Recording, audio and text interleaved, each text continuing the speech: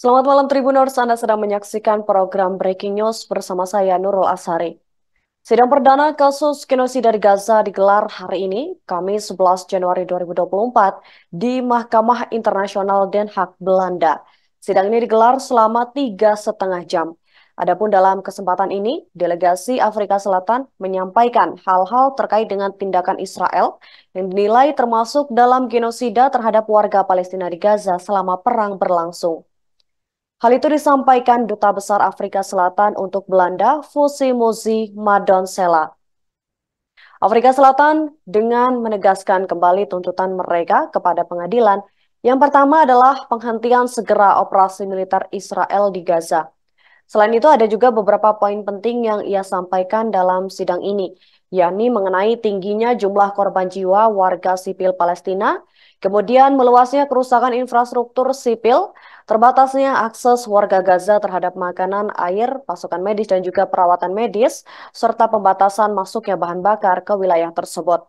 Selain itu, mereka juga menghubungkan kasus perang ini dengan tindakan menghasut yang dilakukan oleh beberapa menteri senior Israel yang dinilai dapat mengisyaratkan bahwa warga sipil menjadi sasaran.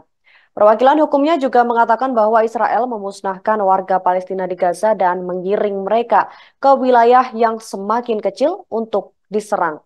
Sebelumnya dalam sidang hari ini, John Dugard, anggota tim hukum Afrika Selatan menyebut bahwa jalur Gaza sebagai kamp konsentrasi tempat terjadinya genosida.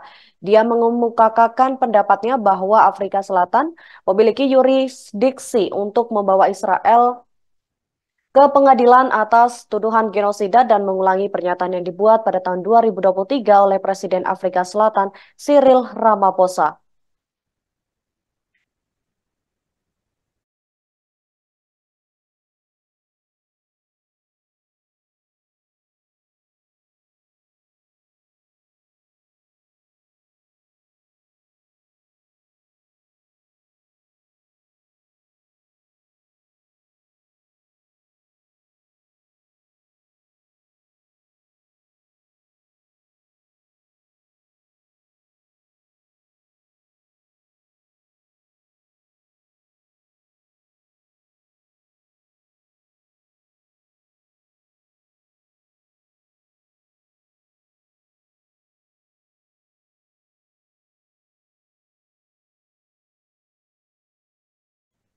Konflik yang terjadi antara Israel dan juga pejuang Hamas berbuntut panjang Tribuners. Afrika Selatan sepenuhnya menyalahkan Israel atas tindakan genosida yang dilakukan di jalur Gaza. Untuk mengakhiri kasus genosida, Afrika Selatan pun mendesak Israel untuk segera menghentikan perang di jalur Gaza. Hal itu disampaikan oleh pengacara Afrika Selatan dalam sidang perdana kasus genosida Israel di Den Haag pada Kamis 11 Januari 2024. Mereka menilai tindakan yang dilakukan Israel di Gaza bukanlah sebuah cara yang bisa dibenarkan untuk membela diri karena mereka sedang menduduki jalur Gaza. Prof. Vaughan Loweikase membuat daftar di pengadilan tindakan sementara yang diminta oleh Afrika Selatan dari Mahkamah Internasional. Hal ini termasuk segera menangguhkan operasi militernya di Gaza dan melawan Israel untuk menghentikan perampasan akses terhadap makanan dan juga air yang memadai di jalur Gaza. Langkah-langkah tersebut juga mencakup bantuan kemanusiaan untuk warga Gaza, termasuk akses terhadap bahan bakar, tempat tinggal, pakaian, kebersihan, dan juga sanitasi yang memadai, serta pasokan dan bantuan medis. Selain itu, dia juga mengatakan bahwa Israel harus menghentikan penghancuran kehidupan warga Palestina di Gaza. Lowe mengklaim bahwa pasal 51 Piagam PBB yang memperbolehkan suatu negara untuk mempertahankan diri dari serangan tidak berlaku dalam perang Israel di Gaza. Karena menurutnya, Israel masih menduduki Gaza karena kendalinya atas jalur akses tersebut. Mengutip para pejabat PBB, Lowe mengatakan bahwa penghentian operasi militer Israel ini sangat penting dalam memungkinkan penyediaan bantuan kemanusiaan kepada warga Palestina yang berada di jalur Gaza. Dia juga menekankan bahwa tidak ada tindakan disiplin yang diambil oleh orang-orang di Israel, termasuk pejabat pemerintah dan juga anggota Knesset, atas apa yang digambarkan oleh permohonan Afrika Selatan sebagai hasutan untuk melakukan genosida.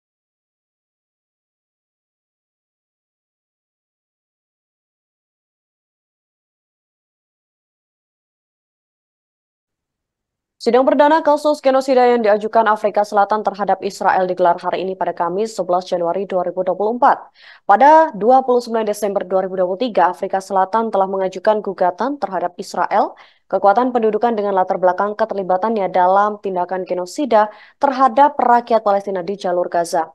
Kemudian pada Kamis ini ICJ dengan panel yang terdiri dari 15 hakim telah mendengarkan Afrika Selatan dan tim hukumnya selama 3 jam lebih.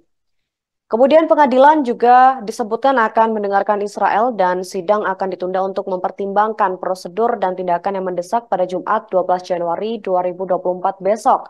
Sekitar 200 profesor dan juga pakar hukum internasional mengumumkan dukungan penuh terhadap gugatan yang diajukan oleh pemerintah Afrika Selatan ke Mahkamah Internasional terhadap pemerintah Israel karena melanggar Konvensi Genosida 1948. Sementara itu, Israel sendiri dijadwalkan akan hadir di hadapan Mahkamah Internasional untuk menghadapi tuduhan melakukan genosida di Gaza. Afrika Selatan yang mengajukan kasus ini menuduh Israel telah melanggar hukum internasional dengan melakukan dan menggagalkan mencegah tindakan genosida untuk menghancurkan warga Palestina di jalur Gaza. Namun, Perdana Menteri Benjamin Netanyahu terus membela diri. Netanyahu dengan tegas mengatakan bahwa negaranya tidak pernah berniat untuk menggusur penduduk Palestina dari tanah Gaza.